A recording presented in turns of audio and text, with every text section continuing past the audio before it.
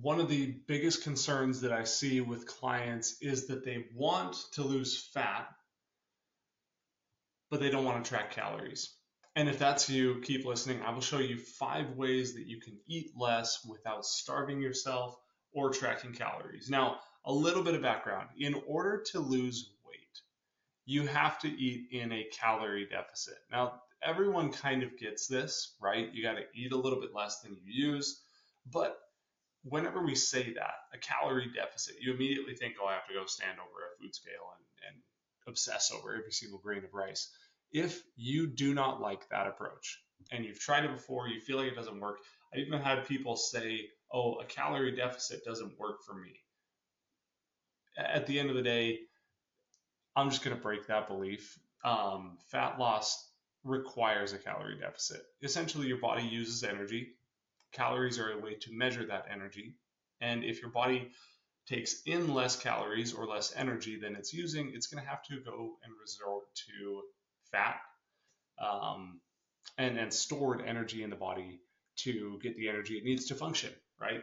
So if you're losing fat, it is because you are in a calorie deficit. Now, where people go wrong is that there's a lot of ways to achieve the calorie deficit that I'm talking about, right? So intermittent fasting, keto, going carnivore, any of these approaches, Weight Watchers, doesn't matter. They are all based on the idea that you have to eat less and they are all helping you eat less, even if it's sneaky, right? Intermittent fasting often works just because by shortening the window in the day that you're eating, you just end up eating less. Cool. Now, the problem is a lot of people forget that they have to eat less. And so they will rebound on weekends or they will jump back and then there's fat loss stalls. So instead, I'm going to give you these 5 ways that don't involve calorie tracking, that don't involve switching up your entire diet approach, that allow you to eat less without feeling like you are eating less. Sweet. Let's jump in. Number 1,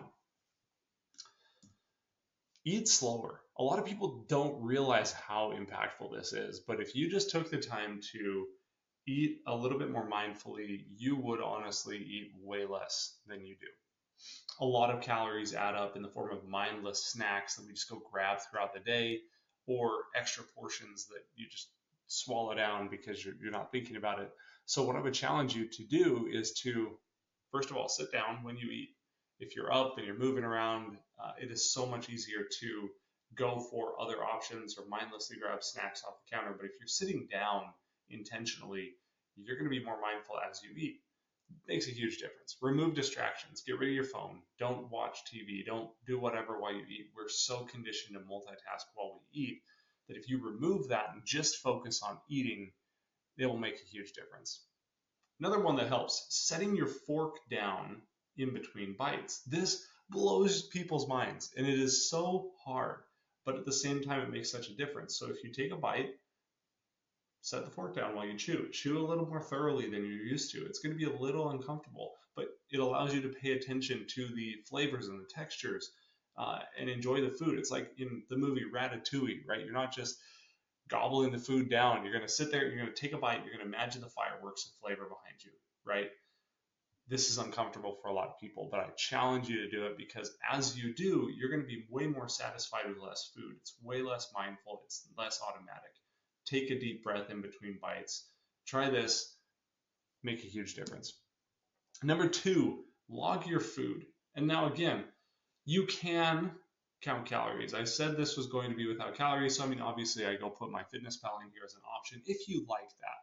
But for those of you who don't want to count calories meticulously, even just snapping a picture of your meal, keeping it in a note for yourself, that's cool. That's like level 1 of accountability because you're still accountable only to yourself. If you have an accountability buddy, someone you can send a picture of your meal to, sounds weird, but if you have someone else and you're trying to work towards a goal together, just agree that you're going to keep each other accountable and that you will send a picture every time you eat a meal or a snack. That adds an extra layer of resistance so that, yeah, if you see a stale cookie on the counter, you have to think, oh, I gotta go pull out my phone, I gotta take a picture, I gotta send it over. It makes a lot of these mindless snacks a lot less worth it. Now, alternatively, as a bonus method, you can work with a coach. And I highly, highly recommend this because if you're just you and your spouse keeping each other accountable, you and a buddy keeping each other accountable, it's not going to be the same level of accountability as you would have if you had a third party who is highly invested in seeing you succeed.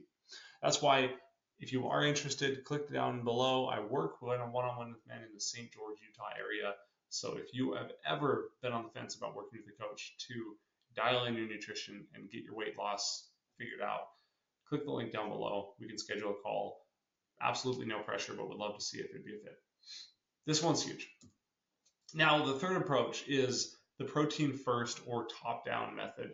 If you think about a Chipotle bowl, if you've ever had one, they are designed so that the bottom of the bowl is rice, beans, protein, veggies. Now, I say protein first here because the veggies, generally speaking, are very, very low in calories. But if you can focus most of your meals on those that you can eat the protein first. So again, think of Chipotle bowl. I can dive in and I can eat the chicken and the veggies, and then I have my rice and beans at the bottom. I can pause halfway through the meal after having eaten my source of protein, let my body kind of catch up, and then decide how much of the carbs, how much of the rice and beans I'm going to eat. This goes a long way because the protein is filling. It allows you to hit your protein target. It helps with your overall fullness. And at the end of the day, are you going to miss that extra little scoop of rice? Probably not as much as you would miss the steak or the chicken. Very, very helpful. This kind of feeds into number 4, leaving food on the plate. If you think about it, a lot of the time we eat out of obligation or we eat out of tradition or expectation that some of us just grew up being told that you have to eat everything on your plate. And that leads to now as adults, we feel uncomfortable or guilty or whatever it is for you if we leave anything on the plate. Where it doesn't have to be that way. It is way more. Hear me out here. This is an unpopular take, but it depends on your goal. If your goal is to lose weight, at the end of the day, it makes way more sense for you to leave a little bit of food on the plate than to go through and eat every single thing on there. Because in the long run, your health is going to thank you. You're going to be able to make way more of an impact in the world and feel better about yourself. Everything is way better because of that. So I would challenge you to sit in the discomfort of leaving food on your plate. And it is uncomfortable.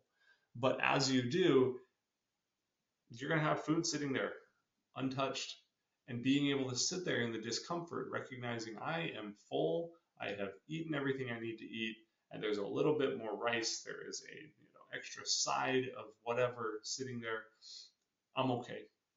I could go back for seconds. I'm not going to because I have eaten enough for my body. I'm going to sit in that discomfort. Find stuff to replace it. Drink some water. Go talk to someone. Interact with people. Listen to music. Move around. Whatever. Find ways to fill that gap or that discomfort that comes when you leave food on the plate. Now, finally, I said 5. I'm going to treat this last one as a bonus because, again, to get in a solid, sustainable calorie deficit, you do have to be aware of what you're eating. And for some people, the idea of eating intuitively is a little tough to wrap your head around. Some of these tactics I just gave you will help a lot with this. But one thing that has helped dozens and dozens of my clients without ever having to track a single calorie is rating their fullness levels at the end of a meal. Now, this works best when combined with accountability. So like I said, if you have ever been on the fence about working with a coach one-on-one, click the link down below to book a call with me. Let's just see if it is a fit. And if so, this is one of the tools that I will use to help you get progress. At the end of each meal, you rate how full you feel. It sounds so simple, but subjectively, you just have to look at how do I feel at the end of this? And then assign a number to it. Don't overthink it. Don't go crazy. Again, this works best if you are submitting a food log to your coach. You can just write this down at the end of the meal and just say, I was at a 3 out of 5. I was at a 2 out of 5. But you notice on the scale, each number is assigned to a certain way that you feel full. Number 1 is starving. You should never really end a meal at a 1 out of 5. Because again, the point is you're probably going to be more likely at a 1 before the meal. At the end of the meal, you've eaten, cool. Number 2, I'm hungry. think about like if you eat a meal and then probably within an hour or so you go grab another snack because the meal wasn't big enough for you, that's going to be a 2 out of 5. 3 out of 5 is satisfied. Now this is our target. If you eat consistently at a 3 out of 5, you're going to be in a solid calorie deficit. You're going to lose weight and you're going to feel satisfied. That is the key word. You're not going to feel full. You're going to feel satisfied. This is going to be slightly less full than you are used to. If you keep eating to the same fullness level that you are used to right now, you're going to keep maintaining or gaining weight. Just if you haven't been getting results and losing weight consistently, that's just how it works. So by definition, a 3 out of 5 is going to be a little bit less than you're normally used to, but you're still satisfied. Think you could get up and go on a brisk walk right after eating and not feel sick. You don't really feel like a physical lump in your stomach of the food, but you are satisfied. A 4 out of 5 is like you're full, that's your normal fullness level. If you eat consistently at a 4 out of 5, you're going to maintain weight. And a 5 is stuffed. Think Thanksgiving dinner. If you eat consistently to that level, you're going to continue to gain weight. So I would challenge you, if you're working with an accountability buddy, if you already have a coach, try rating your fullness levels after each meal. And if you need help implementing this, again, click the link down below. Happy to look at your situation and see if we can help with this. These are 5 tactics that will help you to eat less without starving or calorie counting. I will see you on the next one, guys.